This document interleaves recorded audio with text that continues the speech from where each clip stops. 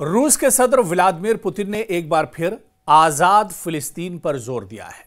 अब जबकि गजा में जंगबंदी का दौर शुरू हो रहा है, ऐसे में रूसी सदर का यह बयान कि खित्ते में तवीलुल मुद्दत इस्तेहकाम की सबसे अहम और लाजमी शर्त एक आजाद फिलिस्तीनी रियासत का क़याम है। पुतिन के इस बयान से जहां फिलिस्तीन काज को मजबूती मिलती है, वहीं माहिरीन भी इस बयान के कई माने निकालते हैं। और आज इसी को हम समझने की कोशिश करेंगे, क्योंकि जिस तरह से डोनाल्ड ट्रंप ने मुआहिदा कराया और इस मुआहिदे के बाद अब गजा में जंगबंदी शुरू हो चुकी है। हालांकि इस मुआहिदे का ये पहला दौर है जिस पर एक तरह से अमल दरामद शुरू हो चुका है, लेकिन इस बीच रूसी सदर पुतिन का जो बयान है और उन्होंने एक बार फिर से दोहराया है कि आज़ाद फिलिस्तीन वक्त की ज़रूरत है और आज़ाद फिलिस्तीन जो एक लंबे वक्त से मुतालबा रहा है फिलिस्तीनियों का, वो आज़ाद फिलिस्तीन रियासत एक तरह से मिलना चाहिए। इस बयान के आखिर माने क्या कुछ हैं, किस तरह से इस बयान को देखा जाए, क्योंकि एक तरफ इजराइल जिसकी बुरी नज़र एक तरह से फिलिस्तीन पर बहुत पहले से एक तरह से बनी हुई है और मशरिक़ वुस्ता में ये एक तरह से लड़ाई की एक बड़ी वजह रहा है, कशीदगी की एक बड़ी वजह रही है। अमेरिका भी यहाँ पर अपना मफाद और फ़ायदा और एक तरह से देखता है, और इसके अलावा अब एक और सुपर पावर यानी रशिया और पुतिन भी मशरिक़ वुस्ता पर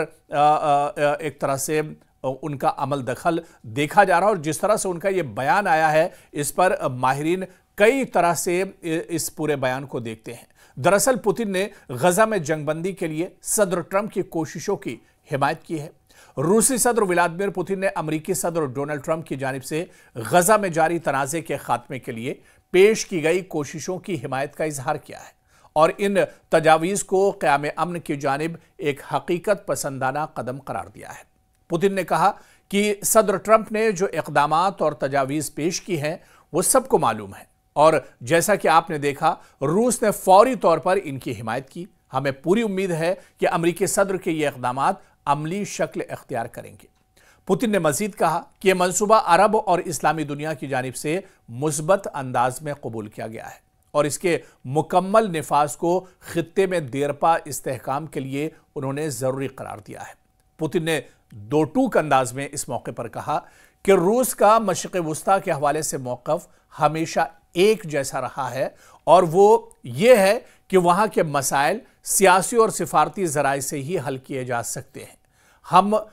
हर उस कोशिश की हिमायत करने के लिए तैयार हैं जो खुरेज़ी को रोकने और अमन कायम करने के लिए हो। उन्होंने जोर दिया कि खित्ते में तवीलुल मुद्दत इस्तेहकाम का सबसे अहम और लाजमी शर्त एक आज़ाद फिलिस्तीनी रियासत का क़याम है।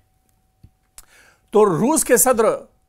व्लादिमीर पुतिन ने जिस तरह से अपने बयान में कहा है कि खित्ते में यानी मशरिक़ वुस्ता में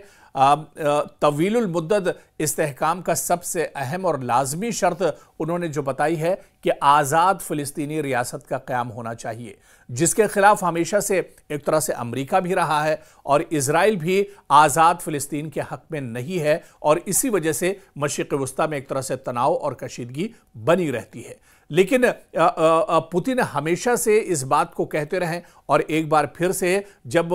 गजा में जंगबंदी हो रही है, गजा में जब मुआहिदे का जो पहला दौर है वो शुरू हो रहा है, ऐसे में पुतिन का ये बयान बहुत माने रखता है। उन्होंने एक बार फिर से दोहराया है कि मशरिक़ वुस्ता में और इस पूरे खित्ते में सुकून और पीस और अमन जब ही एक तरह से हो सकता है जब यहां पर एक तरह से एक आज़ाद फिलिस्तीनी रियासत का क़याम हो सके। यानी पुतिन आज भी अपने बयान पर कायम है और वो चाहते हैं कि आज़ाद फिलिस्तीनी रियासत का क़याम होना चाहिए। यानी एक तरह से व्लादिमीर पुतिन डोनाल्ड ट्रंप और इसके अलावा बिन्यामिन नेतन्याहू की सोच से हटकर वो इस पूरे मसले को सोच रहे हैं, और जो फ़िलिस्तीनियों की मांग है, जो मशरिक़ वुस्ता के लोगों की मांग है कि आज़ाद फ़िलिस्तीनी रियासत का क़याम होना चाहिए, उसी बात को एक तरह से यहाँ पर व्लादिमीर पुतिन आगे बढ़ा रहे हैं। पुतिन के मुताबिक मास्को मशरिक़ वुस्ता में जारी हालात पर करीबी नज़र रखे हुआ है और वहां के शराकतदारों के साथ मिलकर तनाज़े के हल में किरदार अदा करने की कोशिश कर रहा है। आपको याद होगा कि 29 सितंबर को सदर ट्रंप ने गजा के लिए एक 20 नुकाती जंगबंदी मंसूबा पेश किया है, जिसके अहम नुकात कुछ इस तरह से थे कि तमाम इजरायली यरगमालियों की रिहाई के बदले में तकरीबन 2000 फिलिस्तीनी कैदियों की रिहाई हो, मुस्तकिल जंगबंदी हो, इजरायली फौज का गजा से बतदरीज इनखला हो। और ट्रंप ने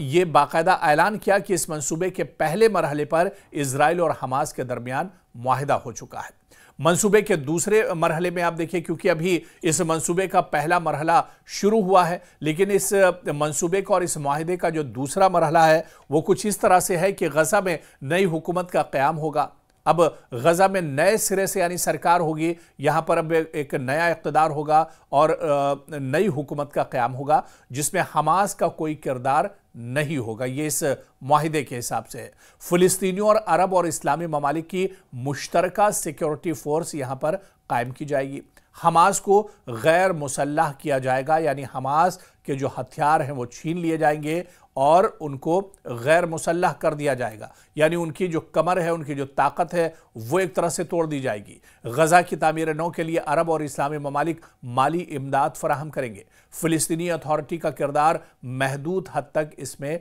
शामिल होगा। ज़्यादातर अरब और मुस्लिम ममालिक ने दरअसल इस मंसूबे का खैर मकदम किया है, ताहम कई हुकाम का कहना है कि इस मंसूबे की कई तफसीलात पर मजीद बहस और मुज़ाकरात की ज़रूरत अभी भी है ताकि इसे मुकम्मल तौर पर नाफिज किया जा सके। और कहीं ना कहीं इस डील को दरअसल व्लादिमीर पुतिन भी शक की नज़र से देख रहे हैं और इसी वजह से उन्होंने कहा कि आज़ाद फिलिस्तीन रियासत की ज़रूरत है।